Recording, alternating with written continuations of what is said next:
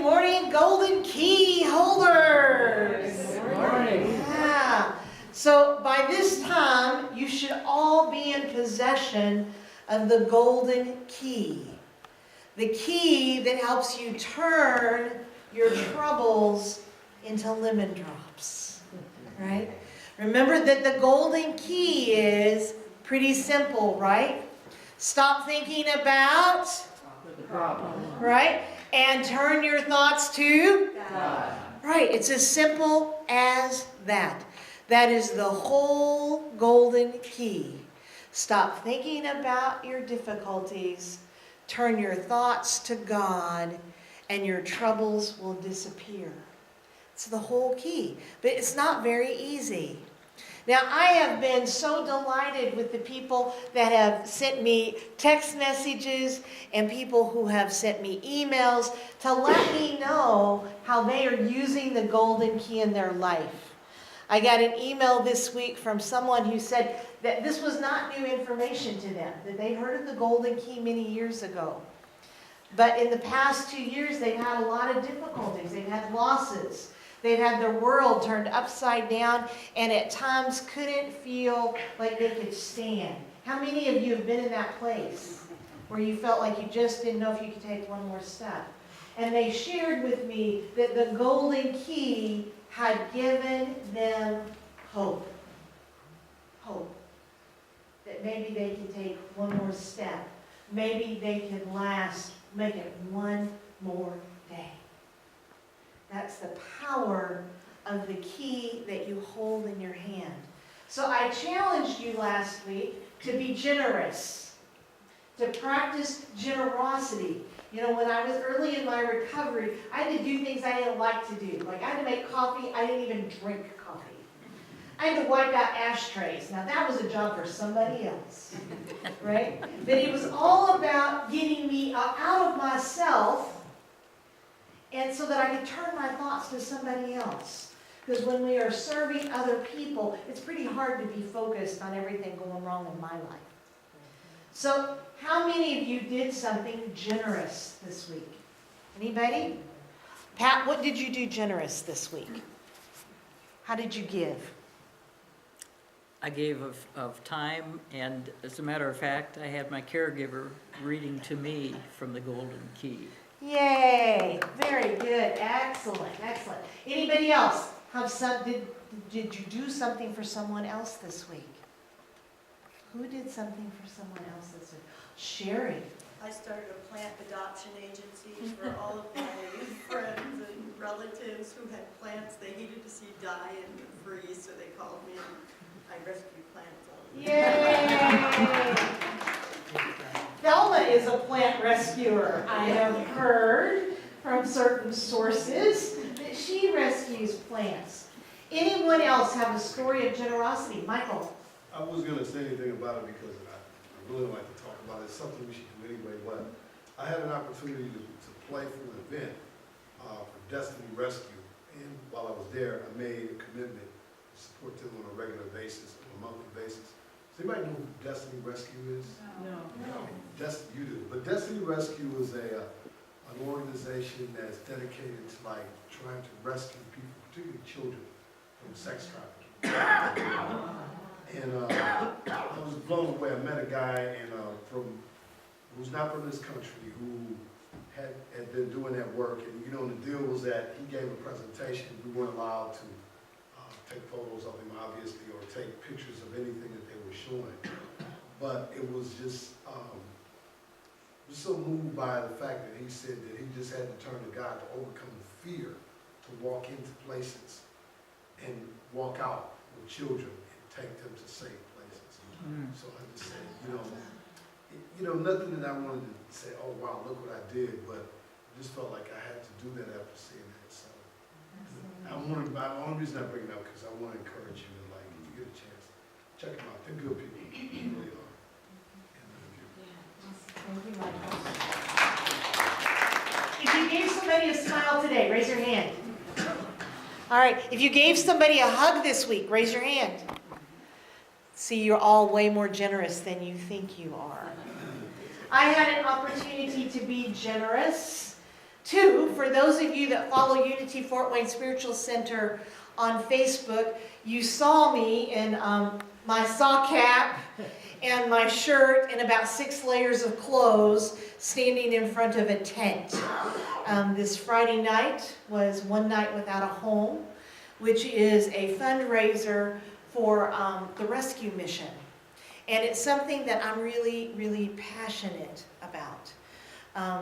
I was a single mom for most of my adult life, raising my children alone, and faced all the struggles that go with that as a person newly in recovery and finding out that you have 2 children that you're responsible for. Like you have to feed them meals and things. Like I just didn't really understand that. So I have been very passionate about this. And 2 years ago when I did it, I shared with you how that changed my life. Like it literally changed my life. I spent the night in a tent and I woke up to 28-degree temperatures. There was frost on my sleeping bag, frost on my hat, and frost on the inside of my tent. And I remember distinctly, once I got home, my wife asked me, "Where do you think you'd like to go eat breakfast?" And I started crying. Like I couldn't make a decision because I was tired and I was cold and I was hungry. And it changed my perspective on what it means to be homeless. And it awakened in me this understanding of how blessed my life is. That there were many, many times I was probably 1 paycheck, 1 medical crisis, 1 some other kind of crisis, 1 relapse away from being homeless. And thank God I never was. And how blessed I am. And so this year, I wanted to have a different experience, and so I went into this experience thinking about the golden key. Thinking about how I might experience God while I'm gathered with all these people sleeping on the lawn of Kara's house, which is the women's shelter, women and children's shelter. And it was just an amazing thing. It was cold. It was not 28 degrees, and for that I was grateful. But I had an opportunity to interact with all kinds of people, and I was in awe of the beautiful images and likenesses of God that I saw. I just saw God everywhere. I saw God in the person that was kind enough to hand me a styrofoam cup of chili with a hot dog in it. You know, I was pretty grateful for that at 8 o'clock at night in the cold. I sat at a fire pit, at a fire ring with 14 people from North Point Community Church on DuPont. They have very different beliefs than I do, very, very different views. But yet we sat in a circle. They invited me to join their circle, and I sat with them. And I sat with some men who weren't affiliated with a religion, but were there because they believe in community service. And as we talked through the night, you know, it became evident that we all had one thing in common. We wanted to alleviate human suffering. We wanted to make the world a better place. And during a part of that night, they had people that had graduated from the programs come and sit with us at the fire and tell their stories. And as this woman talked about how she had been sexually abused by her youth pastor, and no one would listen to her because he was a man of God, and how she had turned to drugs as a way to get relief, and how her family had just been done with her, and how she had lost her children, and how she was just a mess when she finally made it to the shelter. Today, she's married. She's enrolled in a master's program to become a drug and alcohol counselor. She works. She has her children back. She has her family back. And to hear how much that program meant to her. And, you know, the one thing I was struck by, we had a chance to ask questions, and so I said to her, of the things that people did for you, of the help that was offered to you, what was the most influential thing? Like, what was the most important thing somebody did for you? And it was the answer was the most amazing thing. She looked at me and she said, they welcomed me. They welcomed me. Think about that. They welcomed me. And she didn't mean they said hey, hello to her at the door. She didn't mean they shook her hand at the Kara's house meet and greet. She meant they welcomed her. They brought her into their circle. They brought her into their lives. And she said, you know, at that point, there weren't too many places where she was welcomed anymore. And just that simple act of welcoming changed her life. One of the things that became evident throughout the night for me was that the one common thread that we all shared, even with this woman, was the thread of hope. And I believe that it is this thread of hope that calls us to practice the golden key in one of probably the most difficult areas of our life, that of relationships. You know, we want to work the golden key on somebody else, right? Like, I want Susan to stop thinking bad things about me and think about God. You know? I want Gary to quit looking at me funny and think about God. Because the problem is over here with him, right? The way he's looking at me. But that's really not what the golden key working with others is about. We work the golden key on us. Kelly Isola, Reverend Kelly Isola, was one of my instructors at Unity. And she wrote one of the articles in the Golden Key pamphlet that we all have. If you don't have one, there are 3 left back on the narthex, and you're welcome to take one. And this is what she says. It can be so easy to slip into a mindset of seeing people who think, believe, and act differently than me as the other, or even the enemy. If I can give my mind a rest from judgment, I have about another, even for a few moments, then there is hope. Hope for a new world, even if it's just my corner of the world. And that's what I found.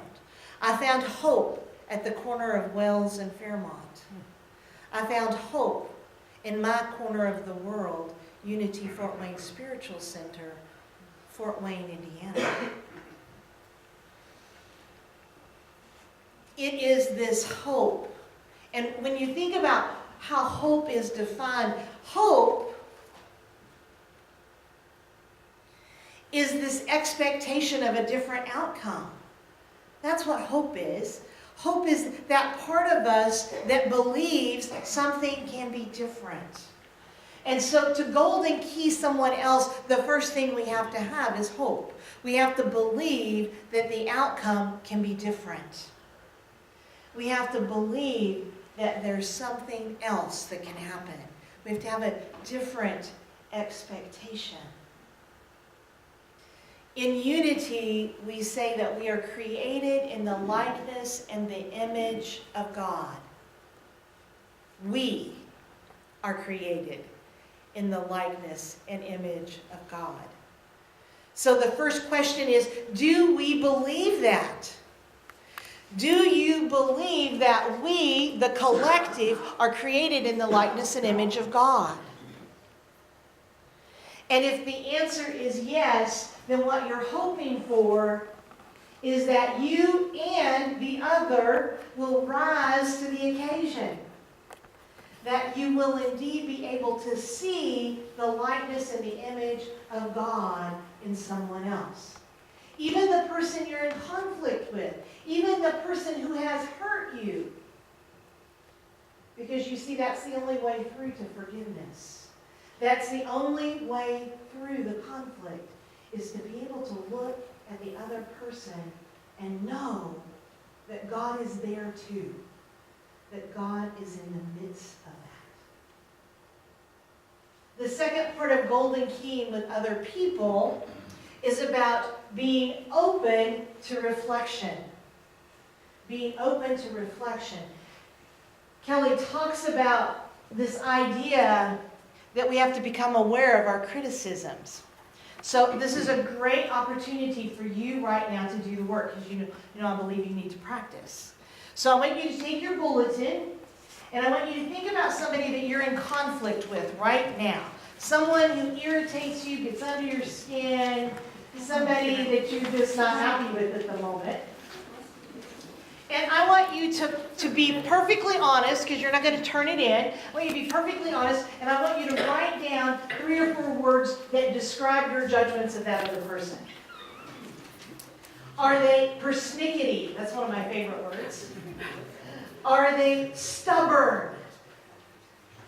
Are they set in their own ways? And just jot a couple of things down. Just jot a couple of things down.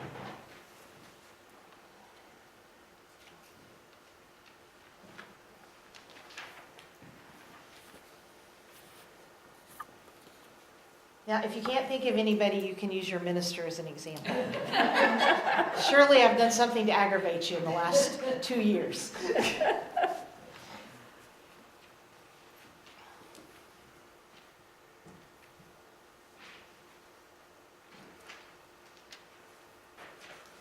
Now, I have to tell you that when I got sober, I really didn't like people. I really thought that it was your fault I was in all the trouble I was in. And I really thought that if you had just taken care of me better, if you'd just done the right thing, if you just do what I wanted you to do, that my life would be A-okay. But, right? So I didn't really like people. And I could tell you in 10 minutes, well actually 10 seconds, every single thing that was wrong with you that you needed to fix. I was very helpful that way. Very helpful. And my sponsor would say to me, Glenda, that person that's irritating you, that you're upset with, they're just reflecting you back to you. I didn't like that at all. That didn't make any sense to me at all. I could not possibly be what they were. All the things I was calling impossible. Part of being open for reflection and developing empathy is being able to see ourselves in another person. And so as you look at these 3 things, 3 or 4 things that you've written down, I want you to think of an once in your life when you've been that way. Right? For some of us, it's more than once. But try to recall in your mind, when have you been selfish? Don't tell me you haven't been, because you're breathing. When have you been unkind? And trust me, I've seen some of you on Coliseum in the construction, right? Just think about that for a minute. The ways that you have been that. So this isn't about making you feel guilty. This is about developing empathy and compassion and understanding that you are like the other. And the other is like you. Remember what I said? I used to have lots of judgments about homeless people. Like I used to, I'd drive through towns and I'd see all these help wanted signs at McDonald's and at the local Quick Pick or whatever. And I would think, why don't they just get a job? Like I have a job. Why don't they just go get a job? And then why aren't they on Section 8 housing? And then after I spent that night in 28-degree weather, I couldn't even decide what I wanted for breakfast without crying. I thought, how on earth would I go like this? And I'm sure I smelt the high heaven because I had 20 layers of clothes on and frost and I hadn't had a bath. Yet, how on earth would I have the presence of mind to think about where am I going to get bus fare? How am I going to get on the bus? What am I going to say to them when they ask me questions about where I live and what my Social Security, what am I going to, there's no way.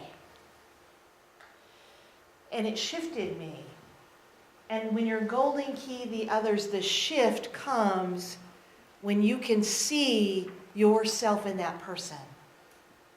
And when you can stop and ask yourself, what might have happened that they're this way? What could have possibly have happened in their life that they're this way? Because we simply don't know. We don't know what we don't know. So be open for reflection. Be open to examine your judgments. Be open to thinking about how this person is reflecting you back to you. So that you can be loving and kind and forgiving to yourself first, and then to the other person. The next part of the golden key is perceiving the presence. Remember, we started with, we are all created in the image of likeness of God. Perceiving the presence. Everyone has the light of God in them. We're born with it. Period. Everyone has that in them.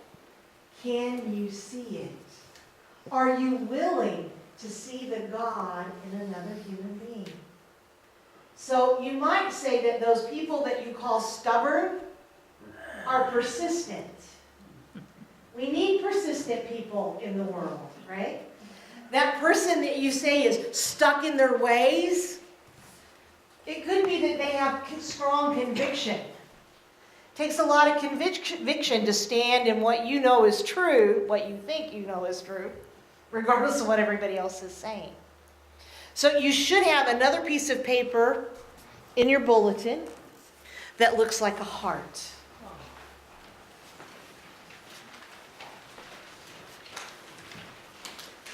I want you to write down 2 or 3 words that describe how the God shows up in the person you've been thinking about.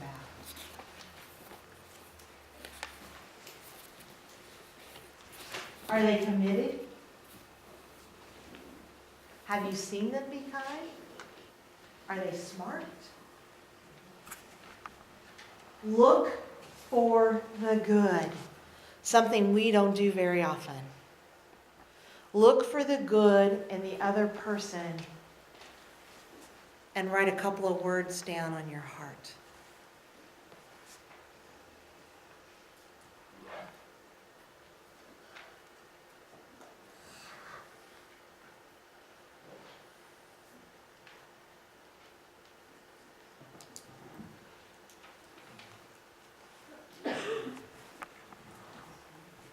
The thing is, we can get so focused on the other that we forget that God is there. We forget that at some point there was a part of them that we cared about. Or we forget the things that we've seen in them that indicate a better person. This is an opportunity to remember that. And the last thing in the golden key is that you are responsible to express the best. So express what you are desiring. So have hope. Be open to reflection. Perceive the presence. And be that you are wanting. Express what it is that you desire. So if you're in conflict with someone and you want there to be peace, then it's up to you to be the non-anxious presence. If you are seeking connection with other people, then you be the one that invites someone to coffee. You be the one to invite someone to lunch. You be the one to say hello.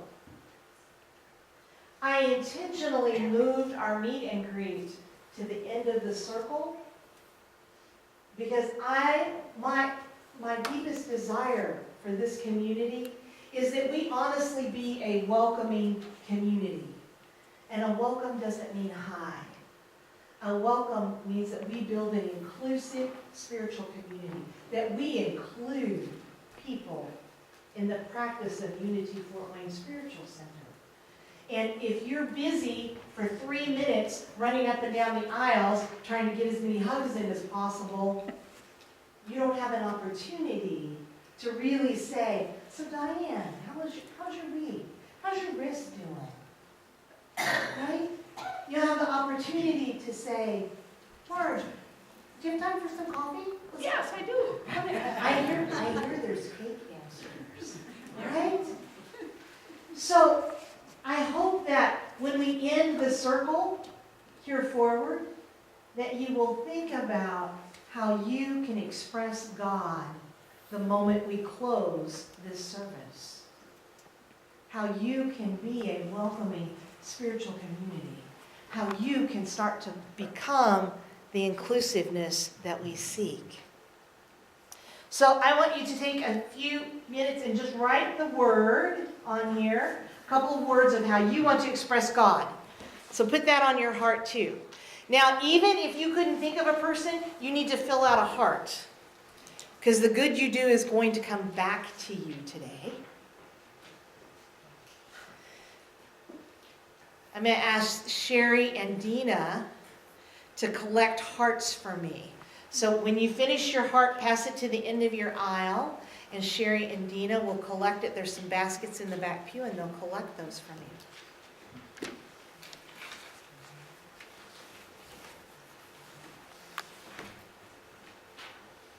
I want to close with the same way that Kelly Isola closed her article, which is with a blessing from Myrtle Fillmore, our co-founder, with an addition by Kelly. Divine love through me blesses and multiplies you. Divine love as me blesses and multiplies my world. Infinite love and gratitude to each of you. Thank you. Please.